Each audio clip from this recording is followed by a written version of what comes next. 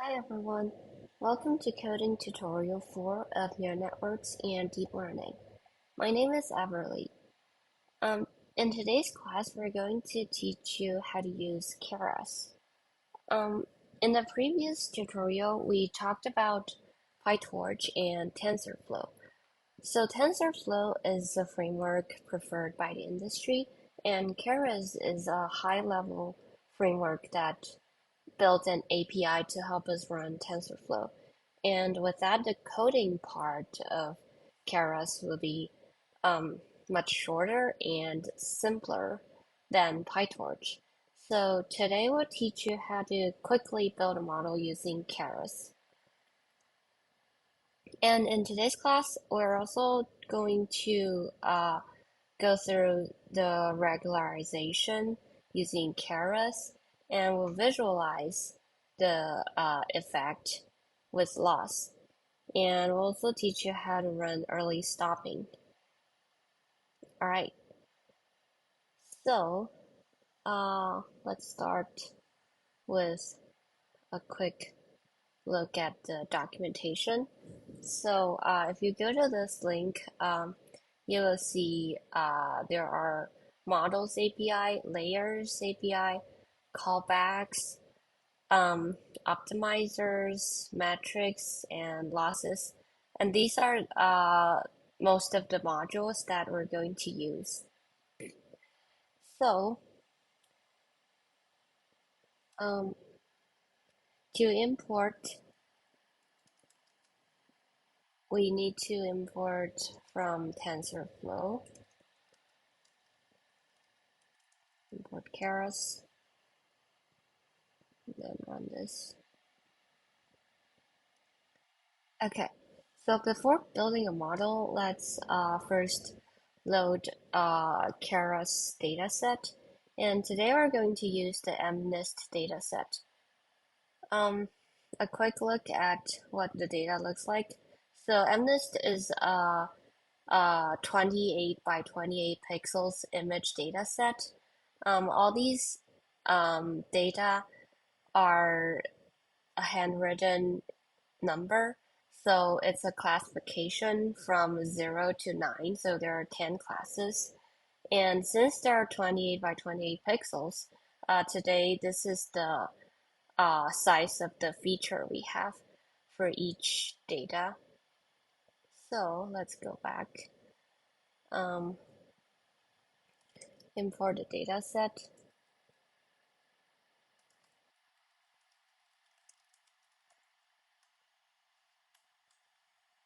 And so it's very easy to use. We can just get the train and test set with load data.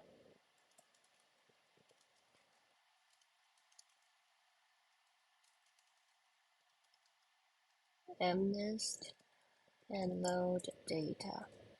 All right, now we have X and Y of test and train. Let's print the data to see uh, what it looks like.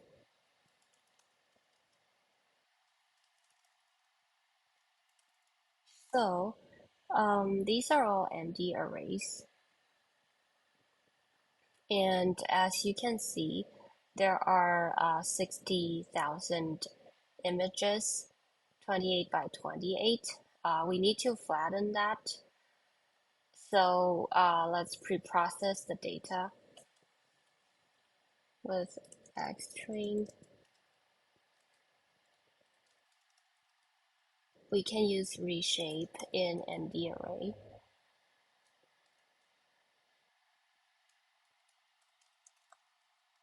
And don't change the number of data, that's the first dimension. And then for the features, we can flatten it. So this is the size of the input. And X test.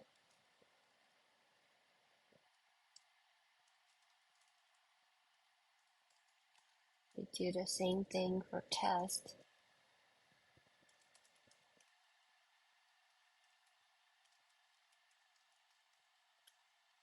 All right. And so for y, it's one dimensional. And let's print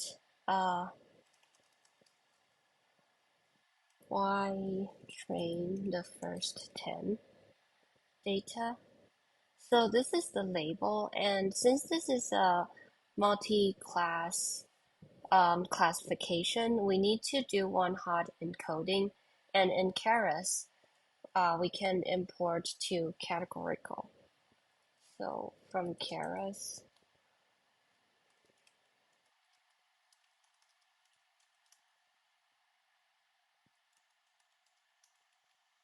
we import this function to categorical. So we can do train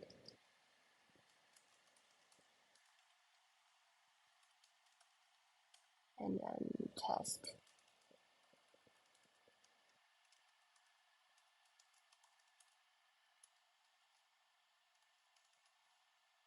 All right, let's run this again. Okay, now we have the one hot encoding for the classification final layer. This will be the ground truth of output. All right, now the data is ready. Let's move on to building a model. So um, let's go to the documentation. To build a model, we can simply call a sequential class. And here's the example of how to use it. First, we need to initialize it. And let's look at this example. To build a model, we need to initialize a sequential object, and that would be the model. And then to define the layers, we can just add layers to it. Um, for example, we can do dense a dense layer, and this number input is the number of neurons. So with this, with these three lines, we can quickly build a linear model with two layers. And the first layer contains 8 neurons. The second layer contains 4 neurons. Is it's like much faster, and the coding part is much shorter than PyTorch. So with that, let's start building a model. So today we are going to use sequential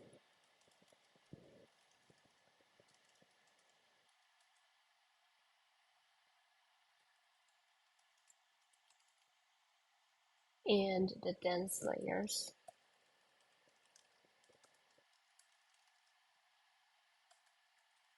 Um, layers.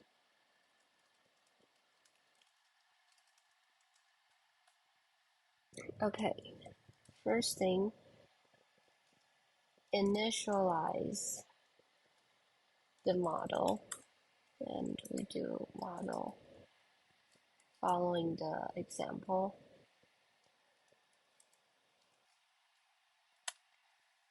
And then define the layers. So we do add, like in the example, add the layer. And the first layer, we can use dense with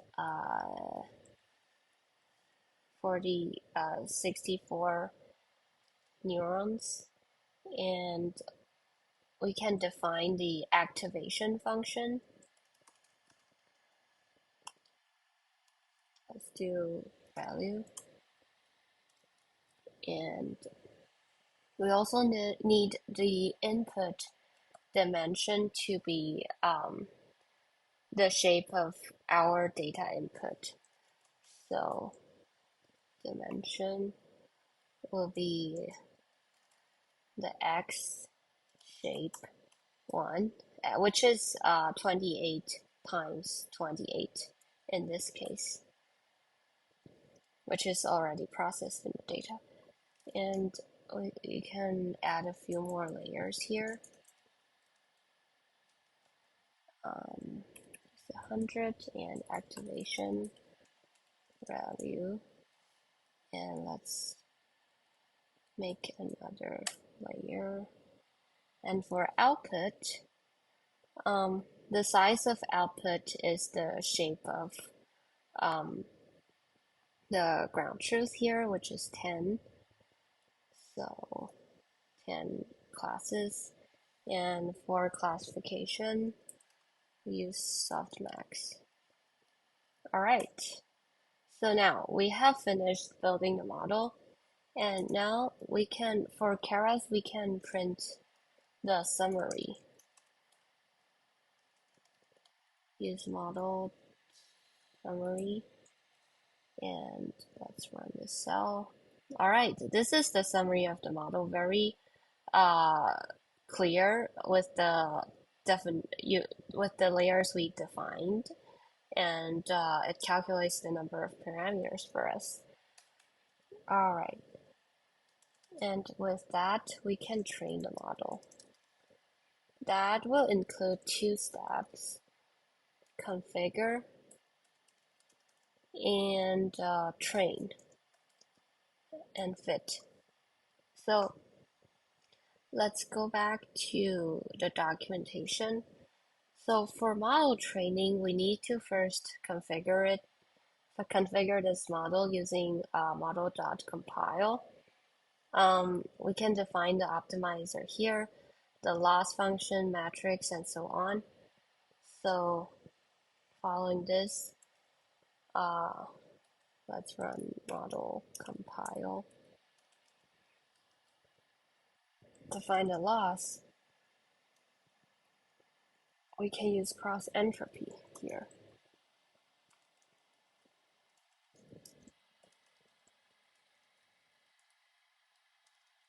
And define the optimizer.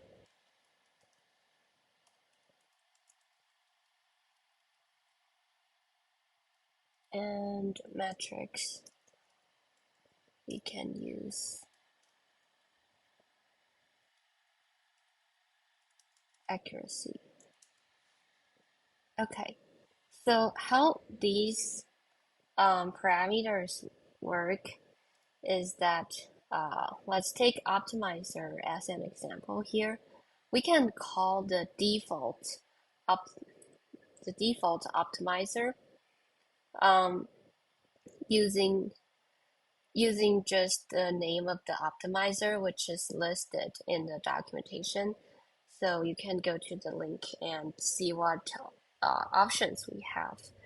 And that's for default. It's very simple. We just call Atom, and the default parameters for Atom you can also find in the documentation. But if you don't want to use a default Atom, you can customize your own optimizer by first declaring Atom object here. It's under Keras optimizers, so we can call this class, and we have our own object, and you can input the parameters you like. For example, if we want the learning rate to be specified, and then you can do everything here and call it an optimizer. So when you compile, as we did here, if you don't want to use the default when you compile, you can use that object as the optimizer. So it's the same way for loss function here. You can also check out this link, the documentation. It has like the default settings and also the options for losses. All right, so that's how you define all these hyperparameters. We have the loss function, we have the optimizer, and now we need to train the model. So let's call this model a trained model base. We're going to train more models later. So this is the base model fit for training, and X and Y. and we can define the epochs, the batch size, and validation will be the test set.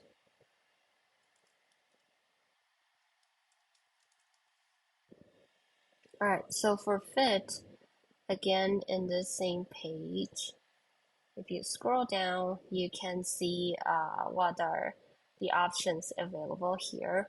I just specified some simpler hyperparameters here, and you can play with this a little bit. So, with all this, we can train a model. Okay, so we're training 10 epochs and it's currently running. And while it's running, we can add initializers to the model. So for this model that we built,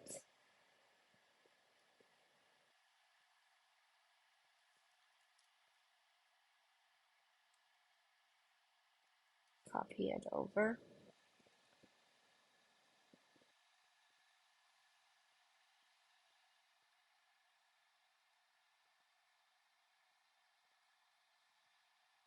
Okay,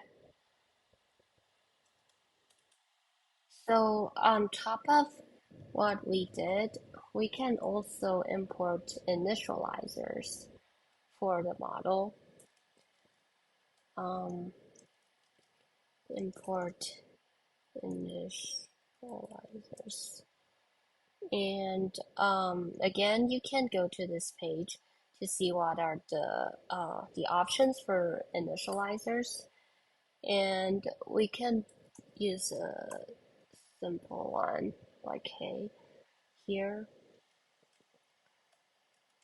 Initializers we can call hey normal, and yeah, let's see. So these are the options, and I just called this class, and so for initializer, well, you can define it, and then for when we build the layer, we can input it as the kernel initializer. So I call this, and let's say we can put it in here, the dense layer,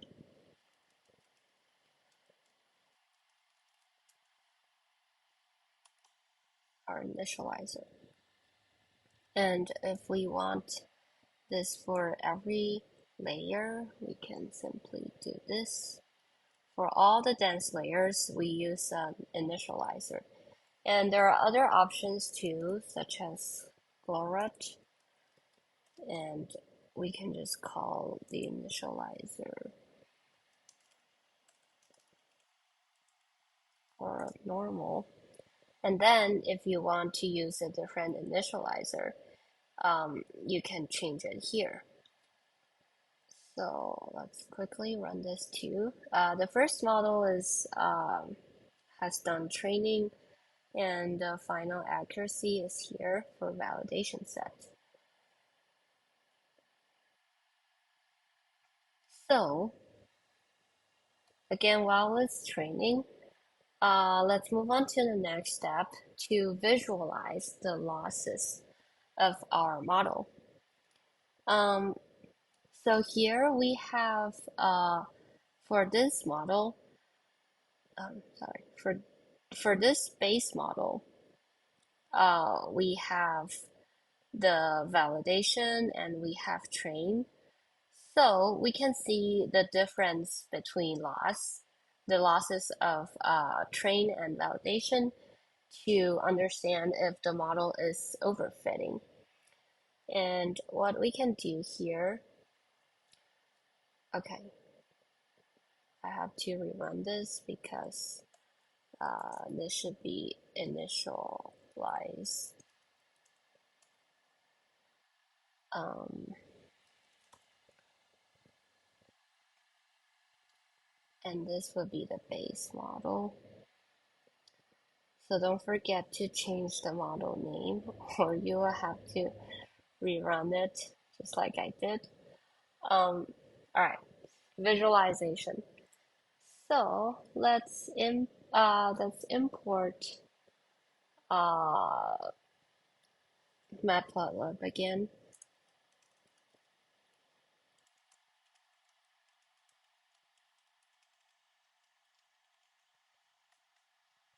and we can plot the this model, train model base, and we can call the history of loss,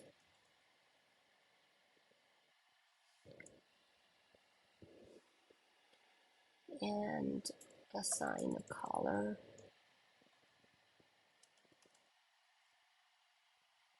and the label will be base train, and then plot for validation.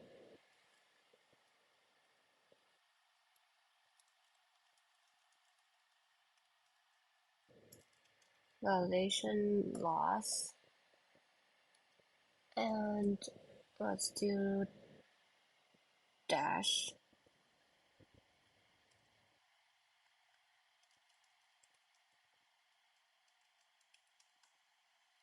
and for the label it will be validation, and then y label is loss, and x-axis is epochs,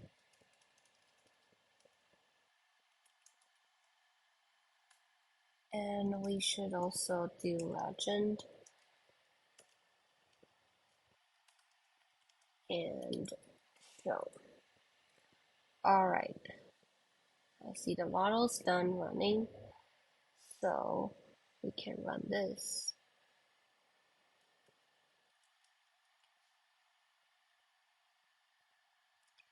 And so here we can see that as the model trains better, the loss decreases. But here, when the loss for train set decreases, and then there is a gap between base, the train line and the validation line. And this indicates that the model is overfitting to the training set because it's not doing as well on the validation set. So this is how we visualize to see how the model is doing now. And with that, we can move on to the next part, which is regularization. And here we are going to run a few examples of regularization methods. And then we will again visualize the results. And then we can compare um, compare the base model to the regularized model to see if the methods we are applying is actually working for um, for overfitting issue. So we will still need this model. Okay, sorry.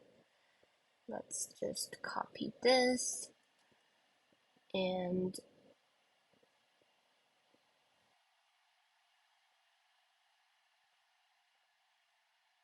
all right.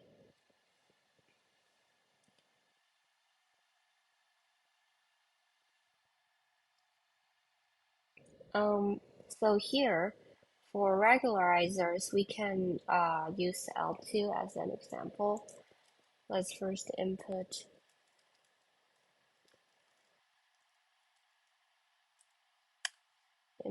the regularizer, and then you can go to the documentation to see how to use it. but basically it's the same.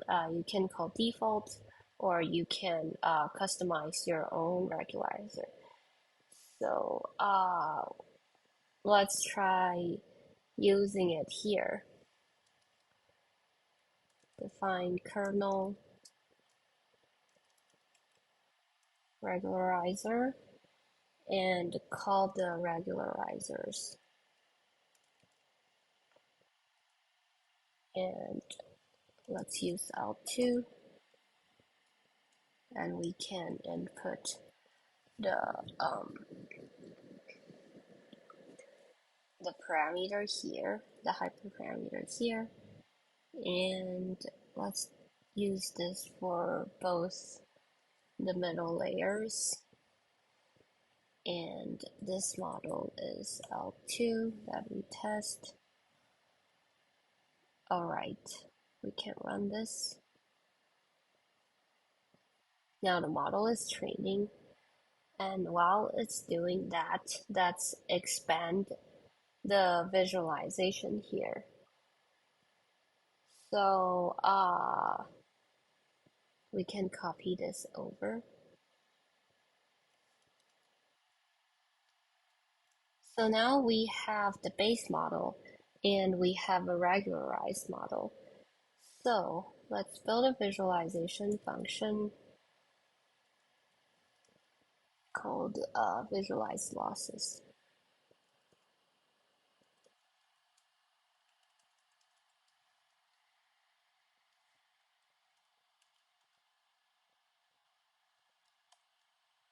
So the input, so now we're comparing two models and we can have the base model and the compared model and the name of this model.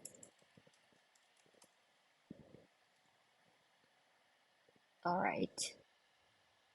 So now this will be the base model. And again, we have training loss, validation loss, and we need the compared model in a different color where we specify it here, orange, and the name of the model.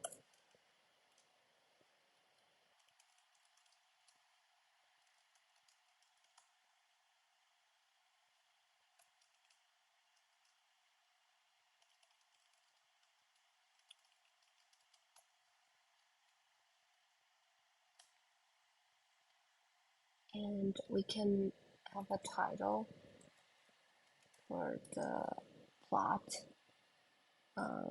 which would be base versus base versus um, something model,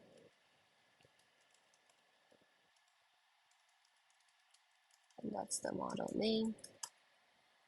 And all right, here we have the visualization, and now the L2 model is trained.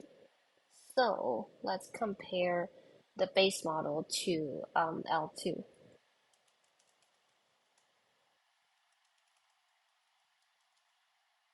The trained model base compared to trained model L2. And the name of this, we can just call it L2. Okay, let's run this. All right, so now we have the comparison, and the blue indicates base model, the orange indicates the L2 model. As you can see here, our goal for dealing with overfitting is for train and validation line. The gap is to deduct the gap between train and validation. So we can see here that L2 is working a little bit because the gap between the train and validation is a little bit smaller. So this is how we visualize and analyze the model. And let's do dropout now. And again, we can copy the base model over here. All right, we don't need the regularizer here. Let's go back to the base model. So this time we're going to check out the uh, function dropout. So it's actually very simple to use. You can go to the link and we can just add the layer. And let's do 0.2 of the neurons dropout. Oh, okay, so we need to import layers dropout. Okay, so let's use this after the first layer, the second, the third, and this would be the dropout model. And we can also call this visualization that we wrote here for dropout.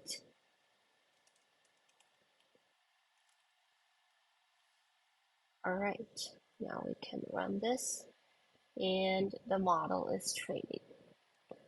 Okay, one final testing. Let's try batch normalization. So again, from Keras layers, import batch normalization, and we can build this model, copy the code over. We no longer need dropout. So now we're doing batch normalization.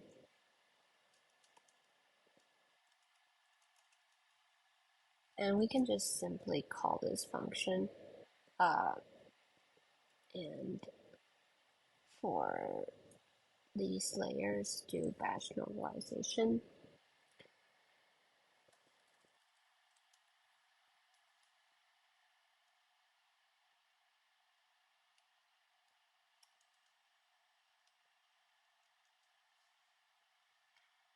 And all right, that's it for batch normalization. We can again run this cell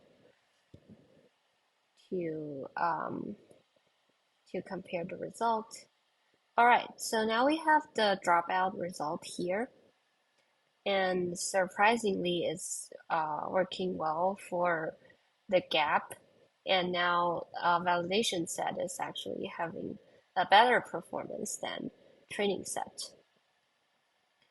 So we do the same thing for batch normalization. And again, you can, after the model's done training, you can uh, analyze the visualization plot to understand how batch normalization is doing here in our model. And that's all the demonstration for these functions for regularization. And one last thing is early stopping. And early stopping here is a little bit different. To call it, we need to check out the callbacks API. So a callback is an object that can perform actions at various stages of training. And if you go to the example here, the first two are the two callbacks we're going to demonstrate today. You can define an early stopping object here for the callback. And we also need model checkpoint, which helps us to save the model that we're currently training in the epoch. And again, use this object in the callback. And when we run model fit, we can just input the callbacks in there. So with that, um, let's again define this model. Okay, so batch normalization is done running, and you can again see this plot and interpret the how the model is doing using the plot. So here, the base model. Okay, so let's try um, import the callbacks early stopping and model checkpoint.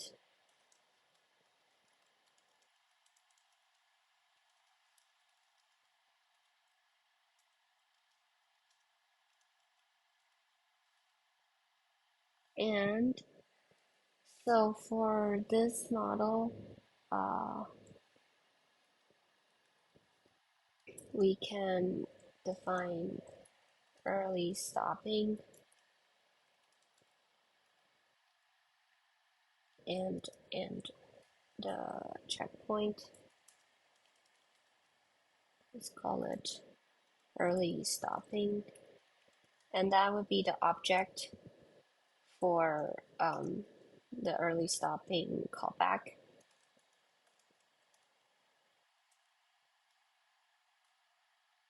And you can go to the documentation to see how to define it, or it also has some of the instructions here. We can monitor over the validation loss and the mode minimum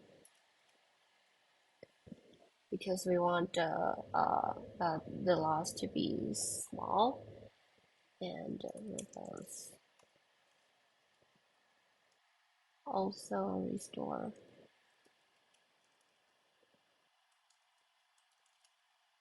test weights and the patient can be 1. This is just a very simple model, so we set the patient's 1. But you can try other numbers too. And we also need a object checkpoint.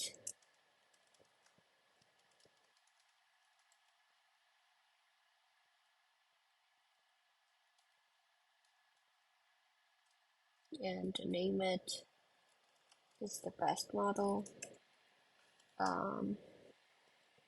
Again, monitor over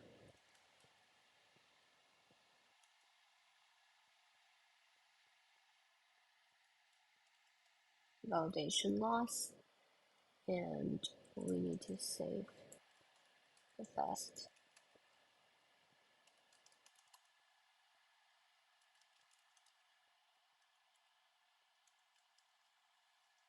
All right, and with that, we can use callbacks in fit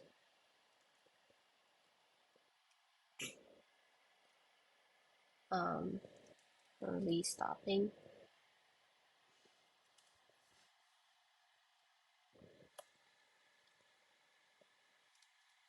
and checkpoint.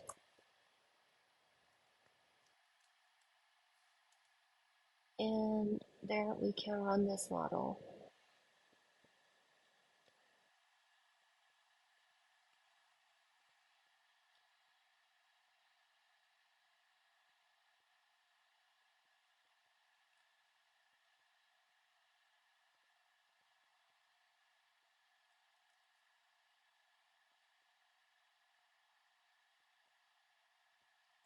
Okay, so now the model is training and we have applied early stopping. So basically the model stops when the patient's 1 um, condition is met. So okay, it stopped now with just three epochs. And with that, the best model is saved. So let's practice a little bit of how to load a saved model. So from Keras models, we have the load model function. Um, so we can simply call it saved model, use the load function,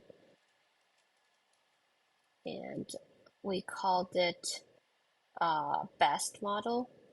So put it here. And to evaluate this model, we can quickly apply some um, accuracy function here. So accuracy and call the saved model. We can evaluate with the training set first.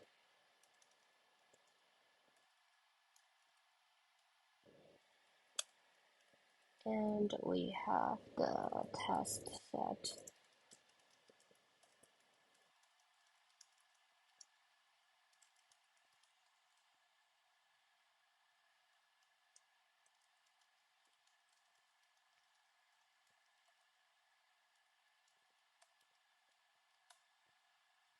And then print the result,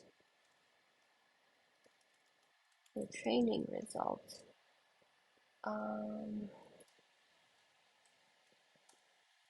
Point 3 float and the test result.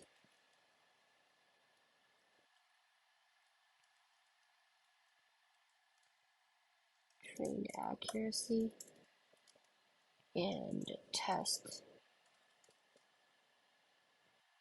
accuracy. All right. So now we have loaded the model that we saved and evaluated the model. And that's all. So a quick review here.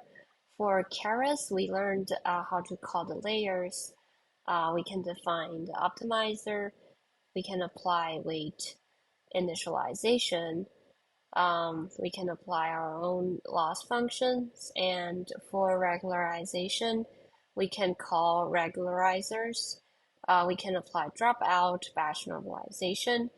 And also we practice how to use callbacks, where here we have two callbacks, which are early stopping and model checkpoint for saving the best model. And we also practice how to visualize the losses of different models to compare, to monitor how well the model is dealing with the overfitting issue. And that's all for today's tutorial. You're welcome to stop by my office hours or leave your questions on Piazza. That's all. Thank you. See you next time.